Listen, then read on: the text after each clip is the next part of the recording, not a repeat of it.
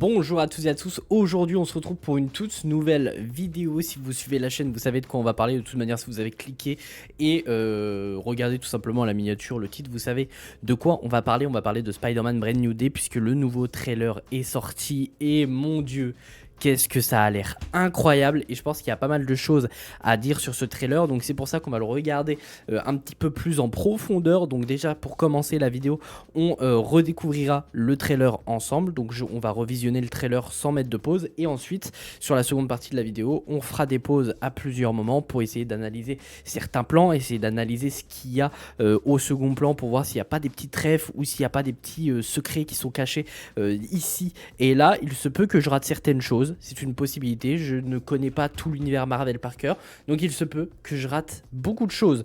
Je ne vais pas parler non plus des rumeurs qui sont sorties, notamment concernant certains personnages. Je pense notamment au personnage de Sadie Sink, puisque d'après les rumeurs, on connaîtrait déjà quel serait ce personnage. Donc je ne vais pas rentrer en profondeur là-dessus, donc j'en suis confus pour ceux que ça voulait intéresser, mais je n'en parlerai pas, ou alors j'en parlerai en toute fin de vidéo. Comme ça, les gens qui ne veulent pas être spoilés, eh bien, peuvent quand même visionner la vidéo jusqu'à ce moment précis. Bien évidemment, je le dirai au moment où on dévoilera justement ce qui a été prononcé lors de certaines rumeurs. Sachez aussi que le film est prévu pour le 29 juillet. J'ai trop hâte, le trailer est incroyable, donc revisionnons-le ensemble en VF cette fois-ci, puisque de toute manière, si vous l'avez raté, on en a parlé justement durant une vidéo de ce trailer, puisqu'on a fait une vidéo réaction. Donc si vous n'avez pas vu ma réaction au trailer, allez-y les gars, ça a l'air incroyable. J'étais comme un fou et je le suis toujours, puisque je viens d'enchaîner le tournage de cette vidéo. J'ai très hâte. Donc revisionnons ce trailer cette fois en VF. Et puis c'est parti. Est-ce que le son on est bon? Eh bien allons-y. Déjà rien que le début avec le fight du Scorpion, c'est assez fou hein. Donc là, ça, il perd le contrôle. Comment il le défonce! C'est affolant.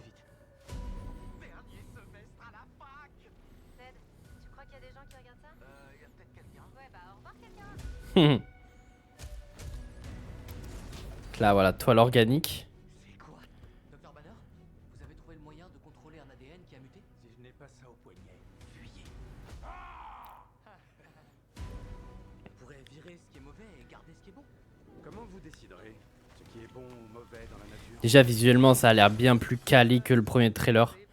Dans le premier trailer, tout faisait fake. Là, j'avoue que visuellement, ça me rassure énormément. Nous sommes confrontés à une menace qui nous dépasse. Une menace qu'on ne peut même pas voir. Vous êtes le seul à être immunisé. Et aussi le seul à pouvoir la détecter. Puis voir Spidey voltiger dans un New York qui est complètement en vie, ça change aussi de ce que John Watts nous a proposé. En un trailer quand même, Destin Daniel Cretton éteint complètement la trilogie de John Watts, c'est assez affolant. Alors, Spider-Man, ça va? Tu t'es débarrassé du monstre qui est en toi? À ta place, j'irai voir comment va MJ. Tu t'en sortiras pas comme ça. Là, on va avoir Hulk. Je savais pas que tu pouvais devenir aussi grand. Oh là là, la fameuse claque Fais-moi confiance. avec l'onde de choc. Tout ça, ça peut devenir très effrayant. C'est qui celle-là? Et vous êtes qui? La voix de May en arrière-plan. Nulle part où aller. Les gens qui t'aiment. Vous comptez le laisser y aller tout seul? Bon, il y a des plans qui sont pas très beaux, Pour ce que tu es. Si t'as prévu de faire mais en globalité, c'est très bien. Ne l'oublie jamais. Même si un jour tu deviens très puissant. tu me manques, mais. Puis ce plan là, ça va être génial les gars. Je m'en remets toujours pas. Les gars, donnez-moi 10 secondes. Bon là c'est le petit plan humoristique qu'on a à chaque fin de trailer. Ma forme de lycéen. Oh, vous faites du stretching? Vous aimez vous étirer? Et c'est vrai que ça a l'air bien plus mature quand même sur beaucoup de points ce film. Après c'est peut-être le trailer qui fait ça. C'est peut-être le trailer qui fait ça et vous pouvez d'ores et déjà réserver vos places. Alors moi j'ai regardé par contre de mon côté, moi le cinéma dans lequel je vais c'est les cinémas Pathé. Alors pour le moment les séances IMAX ne sont pas ouvertes, en tout cas quand j'ai regardé cet après-midi ce n'était pas ouvert. Je vais regarder tout de suite comme ça on est clair là-dessus. Mais en tout cas certaines séances sont ouvertes pour Spider-Man Brand New Day mais pas les séances IMAX. Donc il faudra voir à partir de quand les séances IMAX seront ouvertes. Je vais rechecker quand même avant de vous dire des bêtises. En tout cas c'était le cas cet après-midi. Donc là si je regarde... Ouais, il y a toujours pas de séance en IMAX, donc c'est un petit peu dommage. Et pour le moment, il y a qu'une séance VO pour ceux qui préfèrent la VO. Mais bref, du coup, on est là pour analyser le trailer. Donc commençons avec le tout début. Pour le coup, il n'y a pas grand chose à dire, si ce n'est qu'on voit du coup un petit plan de voltige de Spider-Man, même si visiblement là c'est un moment où il maîtrise pas énormément ses pouvoirs, donc peut-être que c'est juste après qu'il pas se transforme, mais entre guillemets découvre qu'il est en train de muter, puisque c'est ce qui est clairement dit dans le premier trailer. Donc là en plus séquence de nuit qui a l'air plutôt cool visuellement en plus. Donc il faudra voir aussi s'il a les lance-toiles à ce moment-là. Il n'a pas de lance-toile visiblement. Donc effectivement, ça doit être au tout début de quand il découvre ses pouvoirs, parce que visiblement, il ne les contrôle pas encore, alors qu'on sait pertinemment qu'à un moment donné, il va les contrôler. On le voit notamment un petit peu plus tard dans le trailer. Donc c'est supposément au début quand il découvre un petit peu ses nouveaux pouvoirs et sa mutation. Donc là, on le voit fight le scorpion. Moi, je suis assez, je vais pas dire fan, mais je trouve le visuel du scorpion plutôt cool. Donc, je sais plus comment il s'appelle. Je crois que c'est Michael Mondo, l'acteur, si je dis pas de bêtises. Donc, qui est de retour après Homecoming. Donc, ça fait plaisir parce que le teasing du coup de Homecoming, c'est sorti quand? Je crois que c'est 2016. Donc, ça fait plus de 10 ans que justement la scène post-crédit de Homecoming où on voyait justement le scorpion à la fin parler avec le vautour. En tout cas, Michael Mondo parlait avec le vautour. Ce teasing, on l'a jamais vu en plus de 10 ans. Et là, ça y est, c'est enfin le cas. Sachant que au début, alors ça, je l'ai pas évoqué, mais est-ce que ça, c'est des simples agents de police ou est-ce que c'est le damage control? Au vu du logo qu'on voit sur leurs épaules, c'est sûrement Damage Control qui aura un rôle plutôt majeur dans ce film. On y reviendra un petit peu plus tard. Donc ça, c'est plutôt cool. Le visuel du scorpion est plutôt cool. Donc justement, on entend aussi durant cette séquence Peter dire qu'il a du mal à se contrôler suite du coup à ses mutations. Et on peut le voir là, c'est au moment où justement on le voit avoir les yeux noirs, qui commence entre guillemets à perdre le contrôle et à laisser exprimer sa rage. Donc ça va être plutôt intéressant. Et c'est vrai que là on le voit vraiment vénère parce qu'il défonce le scorpion, mais d'une manière, genre c'est assez sauvage pour le coup. C'est vraiment très très sauvage. Donc, et puis en plus, il met en danger les civils en faisant ça aussi. Donc ça pourrait être intéressant aussi de voir comment Peter va réagir vis-à-vis des civils qu'il va possiblement blesser à des moments. Est-ce que ça va l'impacter? C'est une possibilité. Après, je dis civils, en vrai c'est des flics, mais c'est des innocents entre guillemets, c'est pas des super-héros quoi. Donc c'est un petit peu étrange. Donc ouais, voilà. Donc quand il a les yeux noirs, et d'ailleurs, on ne l'a pas évoqué, mais ces plans dans les masques, je les trouve très beaux. Autant c'est incohérent parce qu'il n'y a pas la place en vrai dans le masque. Normalement, le masque est collé à sa peau. Mais les plans sont très cool. Le fait de voir à l'intérieur du masque. Et puis en plus, du coup, ça aussi, j'avais pas fait attention, mais les reflets des lumières, des décors et tout dans ses yeux, c'est ultra bien foutu. Je trouve que Daniel Cretton a eu de très bonnes idées pour ce film. Donc là, on va y voir Ned et MJ justement dire que c'est leur dernier moment à la fac, donc possiblement qu'ils vont être diplômés à la fin de cette semaine-ci. Et du coup, Peter qui surveille toujours MJ et Ned, donc ça on le savait vis-à-vis du premier trailer. Donc c'est plutôt cool. Et là d'ailleurs, il a l'air déjà amoché, donc il a sûrement dû déjà s'attaquer à quelqu'un. Et est-ce qu'il a cette blessure-là au niveau de l'œil? Donc ça, c'est l'œil droit. Et il est blessé à l'œil gauche. Et je crois qu'on voit l'œil gauche un petit peu plus loin. On va voir s'il a sa blessure. S'il a sa blessure, c'est possiblement pendant ce combat qu'il se fait attaquer. Non, on n'arrive pas à voir. On n'arrive pas à voir, mais je pense pas à ça. Je pense que c'est surtout au début du film, puisqu'à un moment donné, il interagit clairement avec Ned et MJ. Donc je pense que ça doit être au début du film. Donc possiblement qu'il a eu des blessures en s'attaquant à un brigand entre guillemets normal, soit à Tarantula, soit à comment ça s'appelle, Tombstone ou des conneries du genre, puisqu'on sait qu'il y aura énormément d'ennemis dans le film. Et je pense qu'au début du film, on aura une séquence un peu à la 4 Fantastique où justement on y verra un montage assez accéléré de ces dernières 4 années, puisque le film se passe 4 ans après les événements de No Way Home, où justement il affronte diverses menaces. Et possiblement que là, c'est à la sortie d'un combat. À mon avis, c'est pas très intéressant. Donc là, on le voit remettre ses lance-toiles justement, et le voir expulser ses lance-toiles.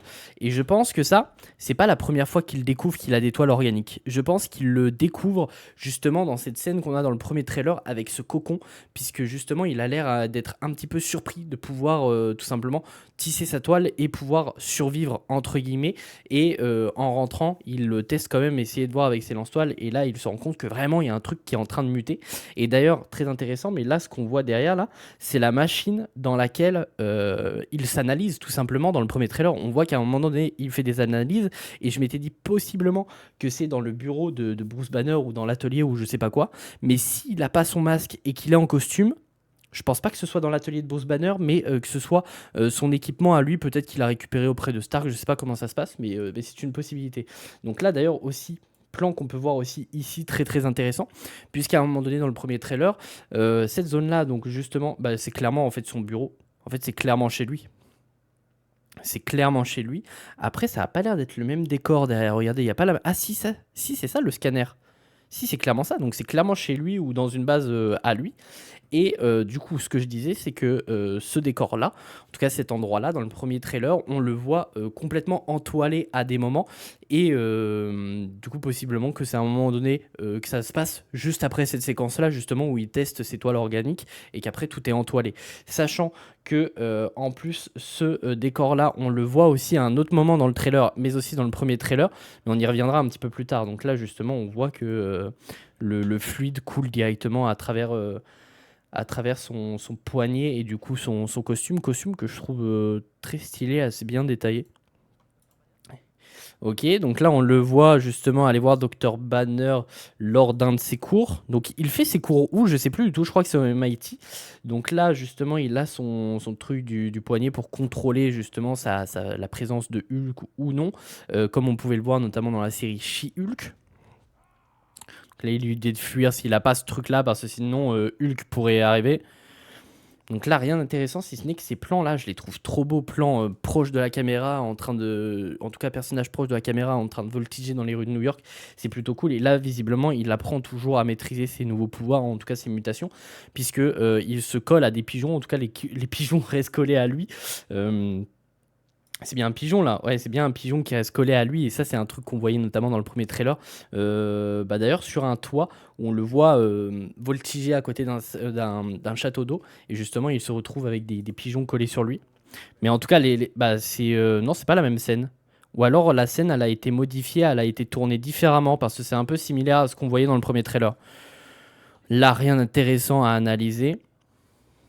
Donc là il sait que c'est pas un de ses étudiants, très bien.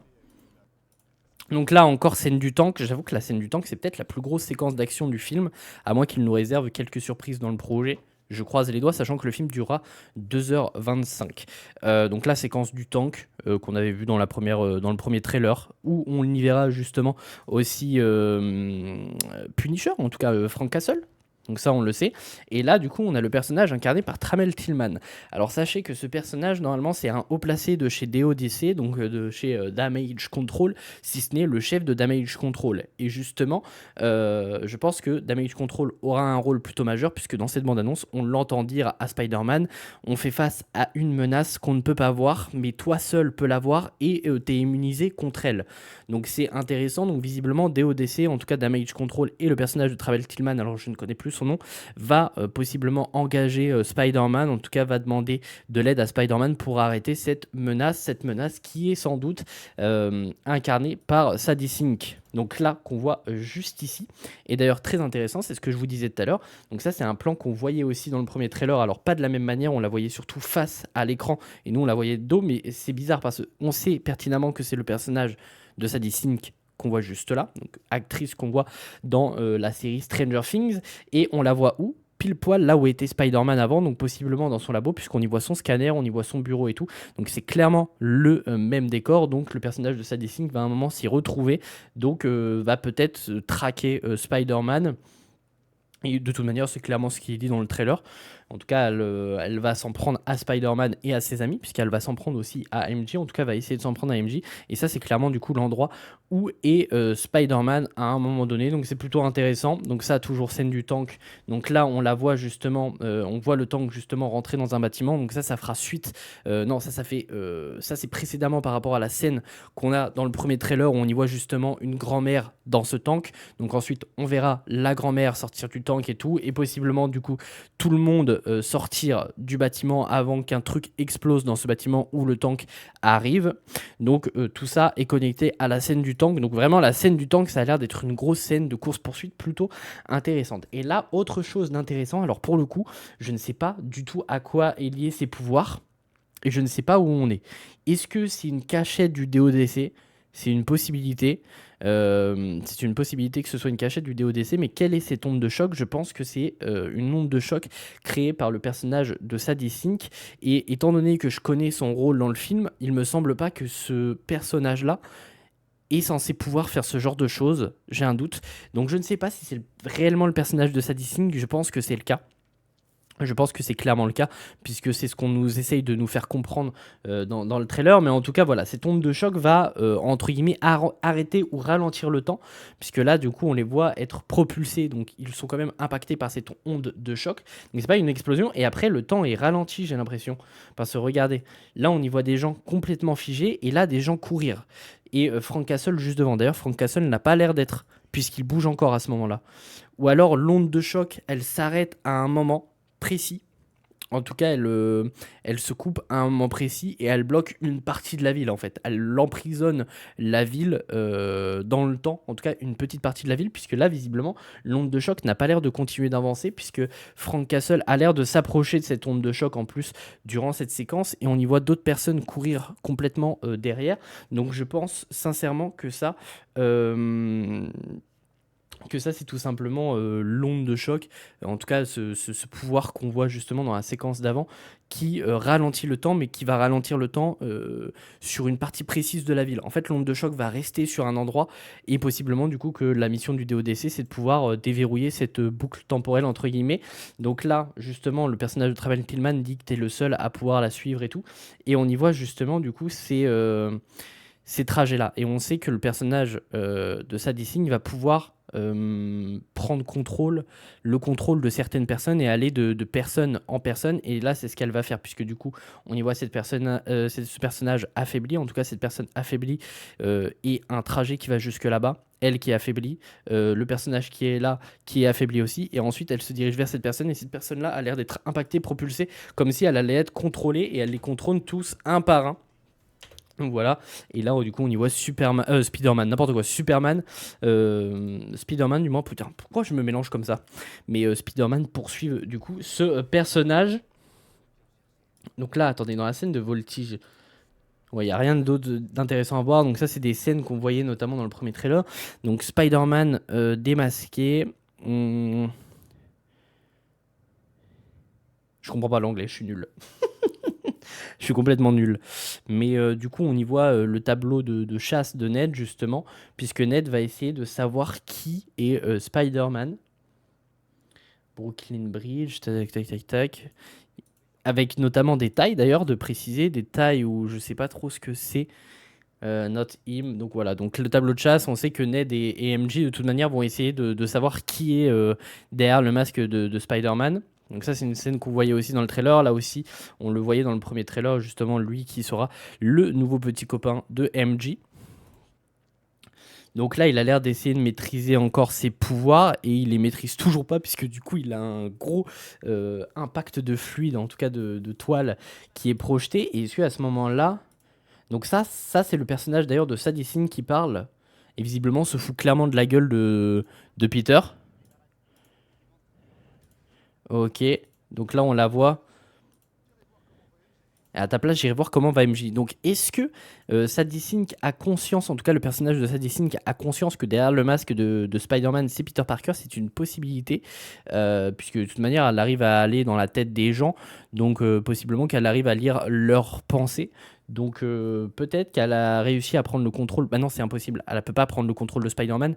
Le personnage de Travel Tillman lui dit tout simplement qu'il est immunisé. Donc non, il n'a pas pu prendre. Donc comment elle aurait conscience que Spider-Man a un lien avec MJ? C'est un peu bizarre. Faudra voir dans le film comment c'est amené. Et puis là, la scène incroyable de Hulk. Voilà. Et malheureusement, du coup, le personnage de Sadie Sink va prendre le contrôle. Donc ça, c'est le plan qu'on voyait notamment dans le premier trailer, qui est dans la base de Spider-Man. Du coup, le personnage de Sadie Sink qui va prendre le contrôle de Bruce Banner, va lui faire retirer son capteur, en tout cas comment dire, l'inhibiteur qui l'empêche de perdre le contrôle et de laisser place à Hulk. Et malheureusement, du coup, Peter va devoir faire face à Spider-Man et à mon avis, ça va donner un combat qui va être exceptionnel. Puis visuellement, c'est cool, on va le voir utiliser la fameuse claque. Je crois qu'on le voit pas l'utiliser en plus dans Avengers. La seule fois où on le voit utiliser cette fameuse claque là, avec l'onde de choc et tout, non, on le voit à 2 reprises dans le MCU, c'est dans l'incroyable Hulk et dans She-Hulk. Je crois qu'on ne le voit pas utiliser cette technique dans Avengers, ou je dis peut-être une bêtise. Donc plutôt intéressant. En plus là, on va avoir un Hulk vraiment vénère. Alors malheureusement, ce sera pas le vrai Hulk puisque ce sera un Hulk sous le contrôle de Sadie Sink. Donc à mon avis, ce sera la seule et unique fois qu'on reverra Hulk aussi vénère. Et ça me fait chier parce qu'à mon avis, après ce film, on va le revoir sous Prof Hulk ou sous Bruce Banner. Donc ça me fait un peu chier. Je vais pas vous mentir. J'espère me tromper. Mais en tout cas, l'autre petite scène de voltige. Et là, du coup, il va se rendre auprès d'MJ pour la mettre en sécurité. Voilà, avec la voix de MJ derrière. Donc, il l'emmène auprès de Frank Castle. Donc, possiblement que Peter Parker et Frank se connaissent quand même assez bien, puisque visiblement, il sait où il se terre. En tout cas, où il se cache et où il se planque tout simplement. Et où il vit aussi. Donc, possiblement que Peter et Frank ont quand même un lien amical assez fort. Faudra voir comment c'est amené dans le film. Sachant que c'est pas la seule fois qu'on le verra. Visiblement, ils vont agir assez régulièrement ensemble. Donc là, il y a des scènes plutôt cool. Et là, il n'est pas en costume. Il est sans le costume. Et ces 2 scènes sont clairement liées avec la voix de May en arrière-plan. J'avoue que ce plan-là n'est pas visuellement très très beau. Voilà. Et là, on a MJ justement qui dit tu comptes le laisser y aller tout seul en parlant de Spider-Man. Et du coup, possiblement que Frank va le rejoindre en fait et va possiblement l'aider. Donc moi, je pense que Frank et Peter vont agir à plusieurs reprises ensemble. Donc ça va être plutôt cool de voir le petit team-up. Donc ça, c'est des scènes qu'on avait déjà vues. Si t'as prévu de faire quelque chose, c'est maintenant. Il a des écouteurs, il a l'air d'être dans un camion blindé. Possiblement que c'est la scène du tank, ça encore. Peut-être juste avant. Donc faudra voir. Donc là, il va reperdre le contrôle face à la main. Sachant que là, avant... Donc là, il a l'air assez amoché avec du sang un petit peu partout. Et il perd le contrôle. Donc possiblement qu'il y a eu un début de fight justement où il était en costume à ce moment-là. Et ensuite, il se fait rétamer pendant ce moment-là. Et après, du coup, il enlève son costume et il perd le contrôle. Et il arrache toute la main. Faudra voir puisque... En tout cas, les combats ont l'air cool. C'est clairement ça, les gars. C'est clairement ça. Ça, c'est la scène où il perd le contrôle. Il a plus son masque. Je vois pas s'il a les yeux noirs, mais étant donné qu'il a plus son masque et sur des séquences d'avant, il a son masque. Je pense que là, durant ces séquences-là où il va avoir son masque, il va se faire défoncer par la main. Et justement, c'est à partir de là qu'il va perdre le contrôle et du coup va défoncer les hommes de la main, puisque là, on le voit sans son masque. Donc ça, c'est au moment où il va perdre le contrôle, entre guillemets. Tu me manques, mais sur la tombe de May. Et puis là, la scène de Hulk qui s'écrase. Donc ça, à mon avis, c'est juste, en tout cas, la scène de Hulk qui poursuit Spider-Man. J'allais dire, ça, c'est possiblement juste après la claque. Alors, c'est une certitude, puisque là, ils sont dans un bâtiment. Mais... Du coup, pendant qu'il se prend la claque dans la gueule et qu'il est propulsé, je pense qu'il arrive quand même à s'attacher à Hulk et à l'attirer vers lui. Je sais pas comment c'est possible, mais en tout cas, ils vont être complètement expulsés du bâtiment. Et à mon avis, c'est Peter qui est en lien avec ça, puisque là, du coup, regardez, on le voit bras tendu et on voit des toiles un petit peu partout, là. Et ouais, c'est clairement ça. Spider-Man Brand New Day. Ça a l'air exceptionnel. Et la petite scène humoristique où justement on le voit affronter des gens de DODC. Donc ça, est-ce que c'est plutôt vers la fin du film où il se rend compte possiblement que c'est le DODC qui est derrière tout ça et que c'est le DODC qui est la véritable menace derrière tout ça et pas le personnage de Sadie Sink. Peut-être que Sadie Sink, elle, son objectif, c'est tout simplement de se libérer de DODC puisqu'on la voit à un moment donné dans une prison. On la voit dans le premier trailer dans une espèce de prison, en tout cas une cage. Donc peut-être qu'il va se rendre compte à un moment donné que le DODC a quand même sa part de responsabilité dans toute cette affaire et possiblement les affronter. Puisque pourquoi le personnage de Travel Tillman s'en prendrait à Spider-Man et juste après demanderait son aide? Je pense que ce sera plutôt l'inverse. Il va demander son aide dans un premier temps et ensuite Spider-Man va affronter le DODC à certains moments. Mais voilà, en tout cas, petite séquence de combat contre le DODC qui est plutôt cool. Et honnêtement, visuellement, je le rappelle, le film... est vraiment très quali par rapport à ce qu'on avait vu dans le premier trailer. Le premier trailer m'avait un petit peu refroidi parce que j'avais un peu peur que visuellement ce soit pas très beau. Et honnêtement, franchement, j'ai trop hâte de voir le film. Ça a l'air exceptionnel. On va avoir des fights incroyables. Faudra voir si le scénario suit, mais d'après les premiers retours, le scénario est aussi incroyable. Et les gens disent, s'accordent à dire, en tout cas, d'après les projections test, que c'est le meilleur film Spider-Man sorti à ce jour. Donc ça donne vachement envie. Bref, n'hésitez pas à me dire ce que vous pensez de tout ça dans les commentaires. Est-ce que vous attendez ou non ce film? Moi j'ai trop hâte. N'hésitez pas à me dire aussi si j'ai raté quelque chose dans le trailer. N'hésitez pas à me le dire dans les commentaires. C'est une possibilité que j'ai raté certaines choses. Mais en tout cas, j'ai trop hâte. Ça a l'air d'être un banger. Pour rappel, ça sortira donc le 29 juillet dans les salles de cinéma françaises. Donc il faut être encore un petit peu patient. Ça sort dans un petit peu plus d'un mois. Et puis nous, on se retrouve très très vite pour de nouvelles vidéos.